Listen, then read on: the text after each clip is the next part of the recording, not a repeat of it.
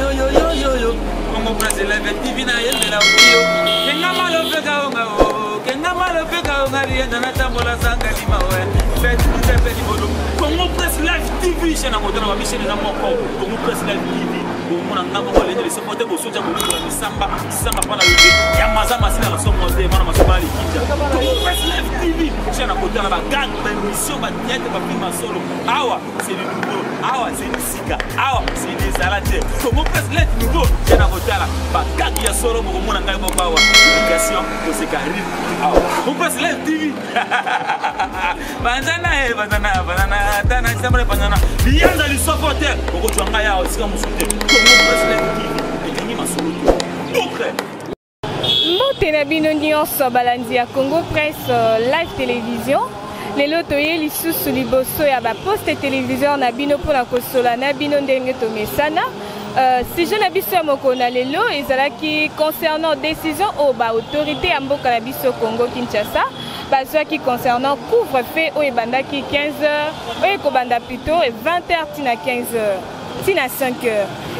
Lelo tokitaki na place Victoire kosola na ba maman o ba tekaka na ba papa na ba tebele o ba travaillaka. To ba impact nini oyo couvre-feu ezali komema na ba commerce na bango.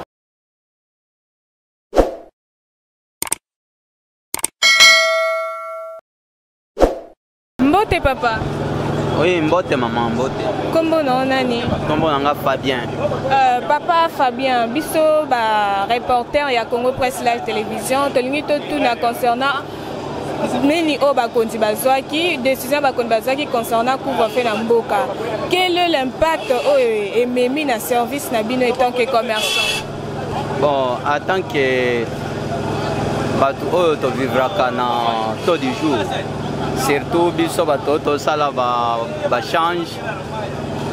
Vous préférez pesi biso pasi makasi dans le sens que batie temps o esengélité batia.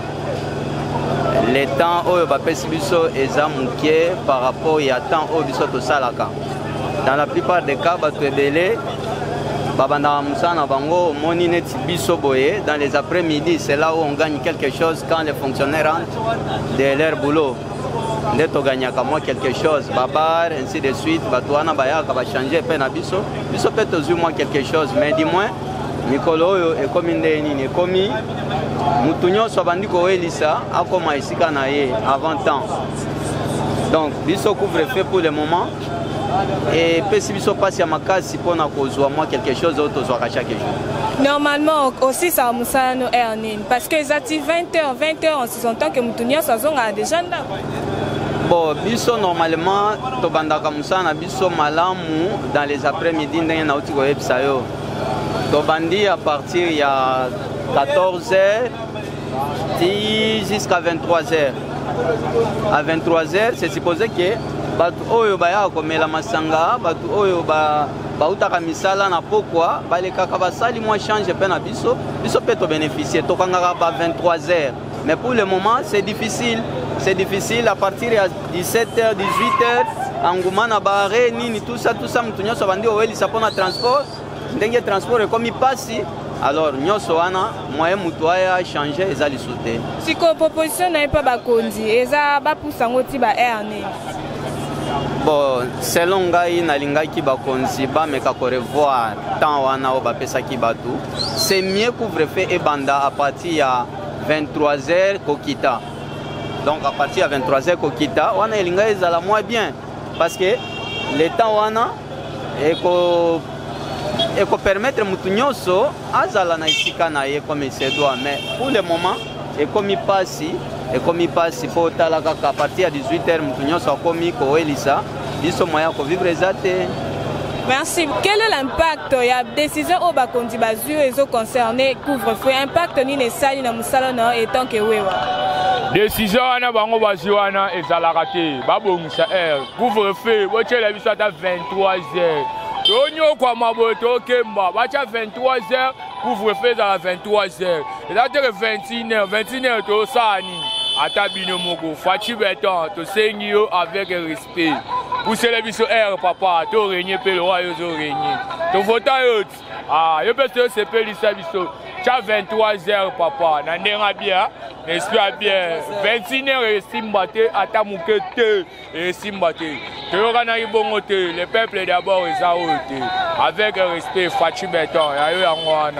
À vous de maman. Merci maman.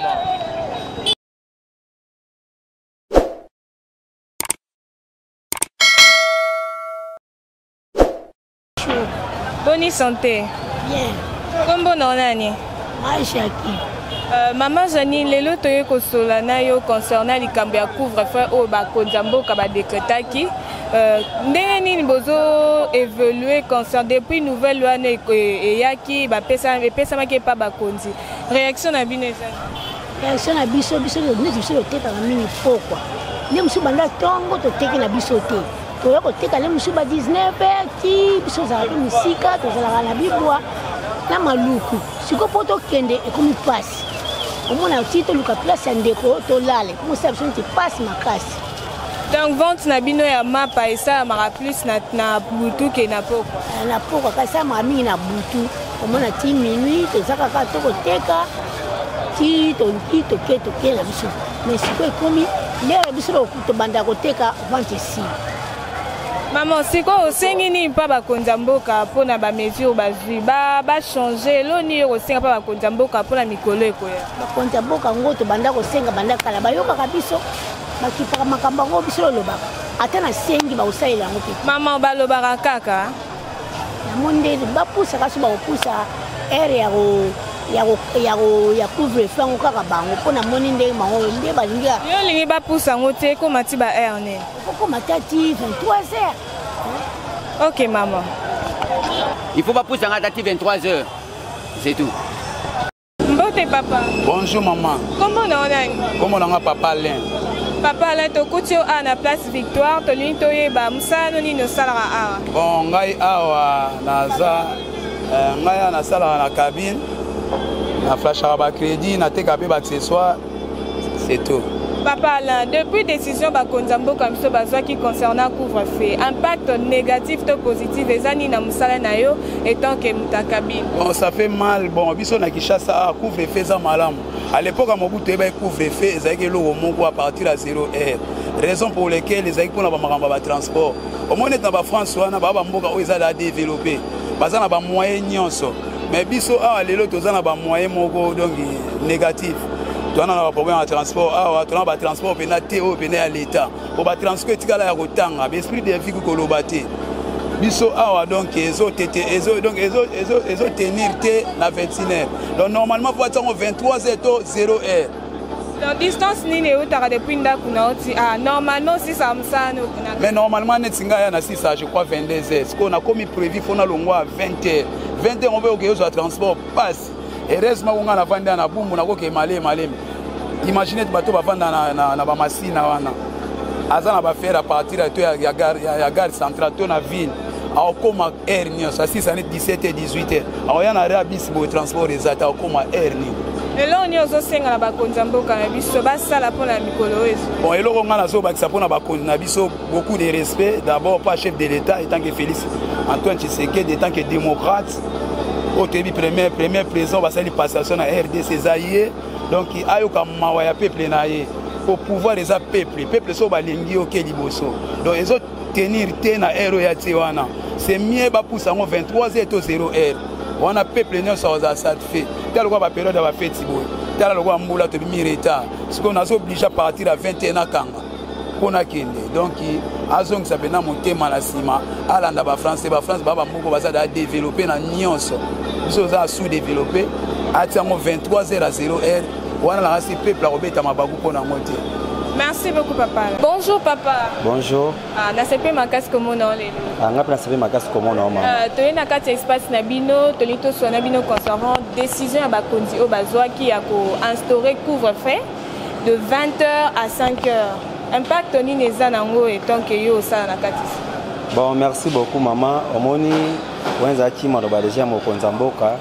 Idée ezana mabete par rapport ya mboka neto zo kendere ne mo konzamboka monaki que ba zo ba mesure o ba ko kozwa eza nango ba be vraiment mais eloko tongati to senga na mokonza mboka par rapport ya surtout biso na ba nde to na ba bar boy et bon qui biso ba bar na biso mingi to tekaka mingi de 16h si ba 23h nde o ntango wana ti bande ba kire na biso ba yaka pona ko ya na kati nini na kati ya établissement na biso pona ko yeba ko consommer bilo na biso mais malgré ça na makambo to le kono bona biso bon biso asima to d'abord parce que mokonza mboka de akwesa ki makambo biso to solo ko pa mokonde mboka ko se to tala kaka ndenge bango ba yebi ni ba bandaki ni ba sa nini ba ko silisango. Donc vente na bino eza ko kita par rapport à la semaine passée. Bon vente c'est ça ko kita vraiment on explique que liboso vente c'est ça ko kita po biso to fongola ka déjà de 12h si ba 23h to kanje mo de reste sous d'ailleurs bon mo qui par rapport ba vente c'est ça nini e ko kita. Ba reporter ya Congo Press Live ba epai na yo ba tunyo ba question maintenant demande na yo ezani mpo ba konza mboka o ba kolanda yo ba kotala yo bazwa solution na demande. Bon souci nanga ezali comme demande nanga ezali que mokonzi ya mboka ba meka un peu ko longola mesure oyo na meka ko longola mesure oyo pamba te bon biso to futaka bandaku to futa ba espace to futa ba espace oyo na mbongo wana ka ezokota soki vraiment basali biso boye vraiment batika mesure ko sabela mabe mingi vraiment pona biso donc to senga mokonzi ya mboka ba meka pe ko longola mesure batika na biso ta même si de 10h si ata ba 23 so ba kamata ba 23 c'est quand même batika biso wana e ko sabela malamu mingi penza. Merci papa.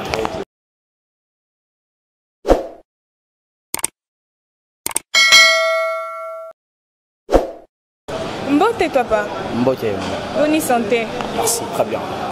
Papa, tu côté à la carte à Longe Bar, tu es comme ça, dans les années.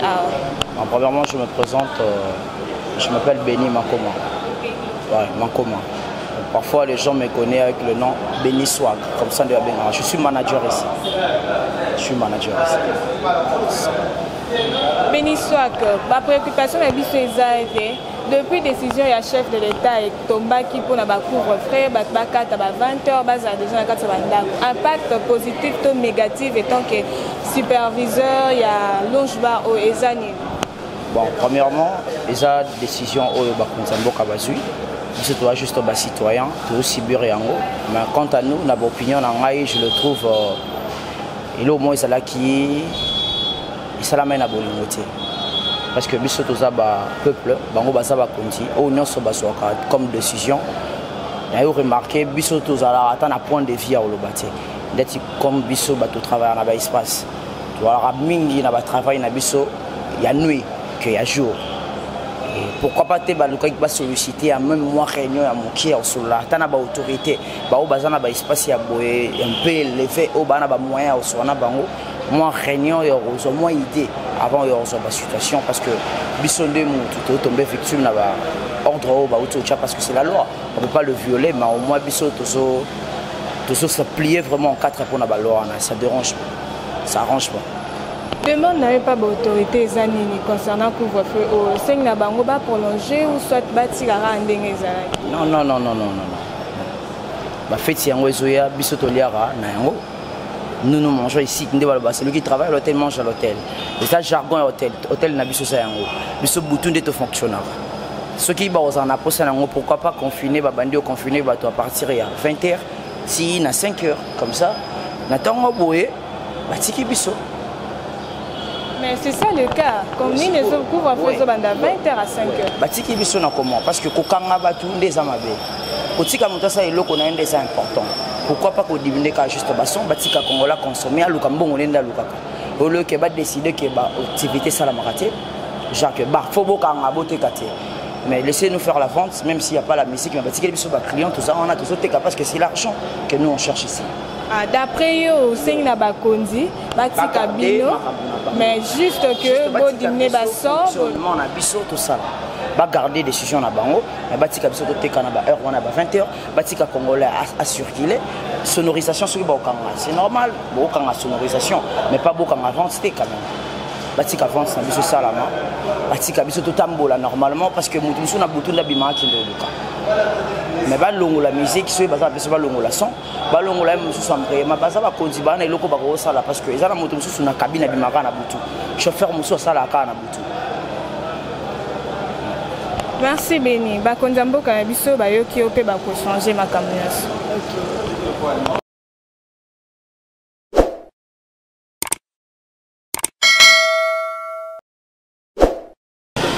Bauti kolanda bino moko, bomoni tozaki na terrain tolakisi bino.